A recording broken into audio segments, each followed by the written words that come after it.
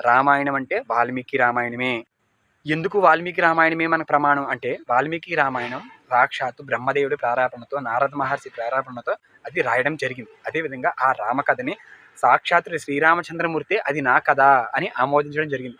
అది తలుచుకుంటేనే రోమాంచితం అవుతుందనమాట. కాబట్టి రామచంద్రమూర్తి అది నా కథ అని అతను ఒప్పుకున్నారు. ఒప్పుకున్న తర్వాత ఆ రామాయణం ప్రజల్లోకి వచ్చింది.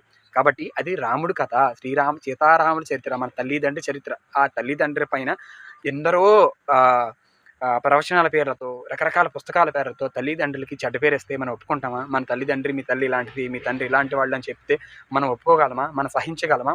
ఈ పోనీలే తెలియక మాట్లాడుతున్నారు అని మనం నోరు మూసుకుంటే రేపొద్దున ఎక్కడికైనా వెళ్తారు, ఎన్నన్నా చేయగలరు. అందుకనే వాటిలో అన్నిటికీ ఖండిస్తూ ఖండనలు జరగాలని శ్రీరామ్ గారు ఈ రామాయణంలో ఇది లేదు బాస్ అని ఒక సిరీస్ స్టార్ట్ చేయడం జరిగింది. కాబట్టి ఇంట్రెస్ట్ ఉన్నవాడు ప్రతి ఒక్కరు రామాయణం గురించి తెలుసుకోవాలి అనుకున్న వాళ్ళు ఖచ్చితంగా ఆ వీడియోలు చూసి ఆదరిస్తారని ఆశిస్తున్నాను.